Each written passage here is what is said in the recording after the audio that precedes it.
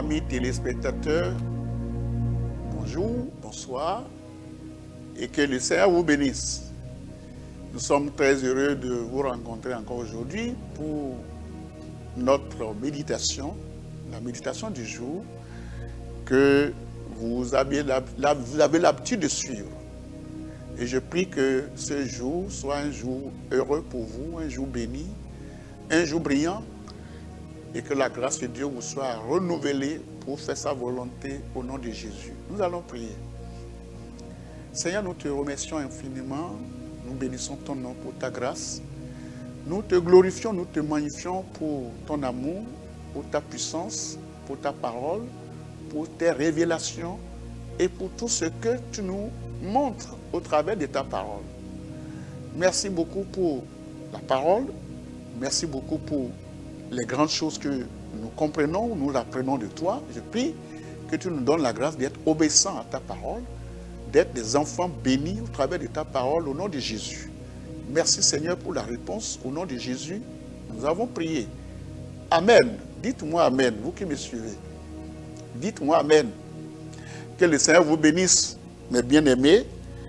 Et ce jour, nous allons donc voir une autre méditation, sinon un autre thème que j'intitule la corruption de l'humanité ou la corruption du genre humain. Et Dieu a créé l'homme à son image et selon sa ressemblance. C'est à l'homme qu'il a donné le pouvoir de dire, de nommer, et il a donné à l'homme toute l'autorité de donner les noms à chaque créature de Dieu. Il dit, Adam, je te donne l'autorisation, l'autorité, la puissance. Fais de la nature humaine, la nature, tout ce que tu vois, les créatures de Dieu là, fais d'elles ce que tu veux. Donne à chaque créature le nom que tu veux. Je t'ai créé à mon image et selon ma ressemblance. Je t'ai donné l'autorité. Fais ce que tu veux. Malheureusement, l'homme que Dieu a créé à son image et selon sa ressemblance s'est laissé aller dans la corruption, dans le péché, dans la désobéissance, au point où Dieu est fâché contre l'homme. Et dans ce chapitre que je vais vous montrer, dans Genèse chapitre 6, Dieu est en colère contre sa créature. Dieu est en colère contre l'homme qu'il a créé à son image et selon sa ressemblance. Allons-y voir dans Genèse chapitre 6 à partir du verset 1. Lorsque les hommes eurent commencé à se multiplier sur la face de la terre et que des filles leur furent nées, vous allez voir qu'au début, c'était les hommes qui sont nés. C'est des hommes qu'on a vus, mais finalement, les filles ont commencé par naître. Les fils de Dieu, dans le verset 2, les fils de Dieu virent que les filles des hommes étaient belles et ils en prirent pour femmes parmi toutes celles qu'ils choisirent. Adam et Ève ont mis au monde 2 enfants. Parmi ces 2 enfants, l'un est mort, tué par son grand frère. Et après ça, lorsqu'Adam avait 130 ans, c'est alors qu'il a mis au monde 7. Et c'est comme ça que, chemin faisant, ils ont mis au monde, puisque c'est entre eux, c'est comme des animaux, puisque le Seigneur dit remplissez la terre. Ils ne sont que 2, Adam et Ève. Lorsque les filles ont commencé par naître parmi eux maintenant, ils ont vu que les filles sont nées. Ah, il faut maintenant se multiplier, il faut commencer par prendre des filles et des garçons, et les gens se mariaient. Les gens se mariaient comme ils voulaient. Et les gens choisissaient celles qu'ils voulaient en prendre comme femme ou comme mari. Dans le verset 3, alors l'Éternel dit, mon esprit ne restera pas à toujours dans l'homme, car l'homme n'est que chair, et ses jours seront de 120 ans. Ah, Dieu a même donné 120 ans aux hommes ici, à l'époque. Mais quand nous allons dans les Écritures un peu plus loin, quand vous allez voir, ça c'est dans l'Ancien Testament, quand vous allez dans le psaume 90, vous allez voir que la durée de l'homme, Dieu n'a pas donné jusqu'à 120 ans. Allons-y dans psaume 90, s'il vous plaît, vous allez voir la limite de l'âge de l'homme aujourd'hui, les années que Dieu nous a données. Et dans psaume 90, je vais lire à partir de verset 10, le verset 10 de psaume 90 qui dit « Les jours de nos années s'élèvent à 70 ans. » Ce n'est plus 120. Les jours de nos années sont de 70 ans et pour les plus robustes à 80 ans. À 80 ans. Et l'orgueil qu'ils en tirent n'est que peine et misère, car ils passent vite et nous nous envolons. Nous nous envolons. Vous voyez, non? Il y a des gens qui sont surpris de leur âge. Ils se disent, ah, j'ai quel âge déjà? Ah, 60 ans? Ah, mais ça passe vite, hein? 70 ans, ça passe vite, hein? Et quand ils sont arrivés à 70 ans, c'est bon déjà. Quand quelqu'un meurt avant 70 ans, on dira qu'il est mort prématurément. Mais quand quelqu'un meurt après 70 ans, on dira qu'il a fait son temps. C'est ça, dans le Nouveau Testament, dans l'Ancien Testament. Dans l'Ancien Testament, au début, Dieu a donné 120 ans au moins. Mais ici, il a dit, non, c'est trop. Il faut 70 ans et les plus robustes font 80 ans. Et quand les gens dépassent les 70 ans, le reste de leur année, de leur temps, la Bible a dit quoi? Que l'orgueil qu'ils en tirent n'est que peine et misère. Il y a des gens qui sont fatigués, c'est pourquoi on leur donne la retraite pour aller se reposer après 60 ans. Et donc, quand ils se reposent, 70 ans, 80 ans, ils sont fatigués, ils sont croulants, ils ne peuvent plus rien faire. Mais avec le Seigneur, si vous êtes dans le Seigneur, vous pouvez avoir 120 ans, vous ne serez pas fatigué. Moïse avait 120 ans et avant de mourir, Moïse avait 120 ans.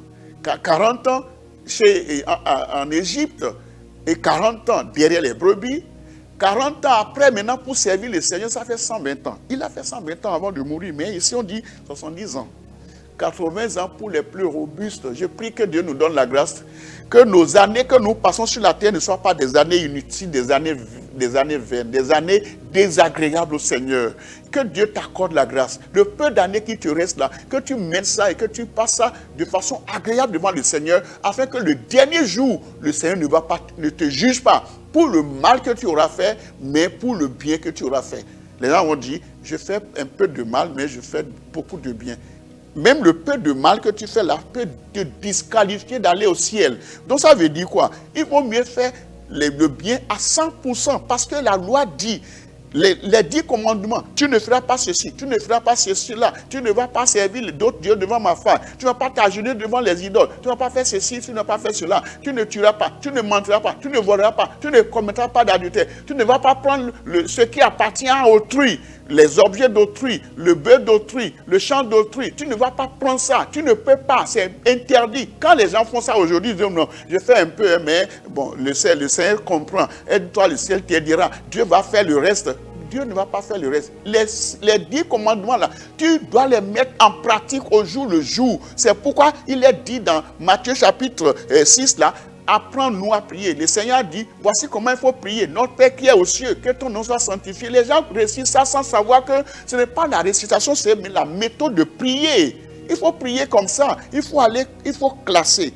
Il faut d'abord glorifier le Seigneur. Il faut demander maintenant, ne nous conduis pas en tentation, mais délivre-nous du malin, car c'est à toi qu'appartient le règne, la puissance et la gloire pour les siècles des siècles. Si vous ne pardonnez, il a dit pardonnez, comme nous pardonnons aussi à ceux qui nous ont offensés. Est-ce que tu pardonnes à ceux qui t'ont offensé? Les gens qui t'ont offensé, tu leur pardonnes. Et tu dis, il dit, pardonne-nous nos offenses comme nous pardonnons aussi. Si nous, la comparaison, si tu ne pardonnes pas, n'attends pas que Dieu te pardonne. N'attends pas. La Bible a dit, si vous ne pardonnez pas à vos frères, à vos soeurs, à vos prochains, n'attendez pas que Dieu vous pardonne. Ce n'est pas moi qui le dis, c'est dans Matthieu chapitre 6. Les gens souvent récitent ça, mais sans savoir que ce qu'ils disent n'est pas... Ils se maudissent souvent. Dans le livre de Matthieu chapitre 6, à partir du verset 14, qui dit, si vous pardonnez aux hommes leurs offenses, il ne peut pas ne pas avoir d'offense. Si vous pardonnez aux autres leurs offenses, votre Père Céleste vous pardonnera aussi. Mais dans le verset 15, mais si vous ne pardonnez pas aux hommes, votre Père ne vous pardonnera pas non plus vos offenses. Il y a des gens qui pensent qu'en jeûnant, en priant, en faisant de longues prières, ils peuvent aller au ciel sans pardonner. Non, si Dieu ne t'a pas pardonné, où tu seras? Dieu nous a pardonné d'abord le premier, c'est pourquoi nous devons pardonner aussi aux autres. Qu'est-ce que le Seigneur dit dans Genèse chapitre 5, dans Genèse chapitre 6, pardon, Genèse chapitre 6 maintenant, quand les gens se sont mariés comme ça, il y a de mélange, les mélanges, les gens se mélangent et se marient, le péché est rentré dedans. Dans le verset 5 maintenant, l'Éternel vit. Est-ce que Dieu voit ça aussi dans ta vie? L'Éternel te voit. L'Éternel voit dans ta société. Là où tu es là, au milieu dans ta communauté. L'Éternel vit que la méchanceté des hommes était grande sur la terre. Et que toutes les pensées de leur cœur se portaient chaque jour uniquement vers le mal. Uniquement vers le mal. Il n'y a pas un jour où les hommes ne pensent pas à faire le mal. C'est la nature de l'homme. La corruption de l'homme est devenue franchement désagréable, nauséabonde devant le Seigneur. Et Dieu se dit, mais pourquoi j'ai créé l'homme? L'homme que j'ai créé à mon image et selon ma ressemblance, voici ce qu'il est devenu. Il est devenu méchant. Tous les jours, sa pensée se tourne chaque jour uniquement vers le mal. Est-ce que c'est ton cas? De verset 6 maintenant, et l'Éternel se repentit d'avoir fait l'homme sur la terre. Et il fut affligé en son cœur. Est-ce que Dieu sera vraiment mécontent de t'avoir créé, mon frère? Homme, que vous qui me regardez, Dieu sera-t-il mécontent? Affligé dans son cœur de dire, celui-là, je l'ai créé, mais je suis mécontent de lui. Est-ce que c'est bon que ton Créateur soit vraiment affligé de t'avoir créé? Ton Créateur sera affligé de t'avoir mis au monde parce que tes actes sont toujours portés chaque jour uniquement vers le mal. Quand est-ce que tu vas faire le bien? Tu peux faire le bien aujourd'hui. Le bien, tu peux le faire aujourd'hui. Tu peux commencer aujourd'hui. Ne dis pas, il m'a fait le mal, je vais lui faire le mal. Non. La Bible a dit de surmonter le mal par le bien. Surmonte le mal par le bien. Si ton ennemi a soif, donne-lui à boire. S'il a faim, donne-lui à manger. En le faisant, c'est du charbon ardent que tu mets sur sa tête.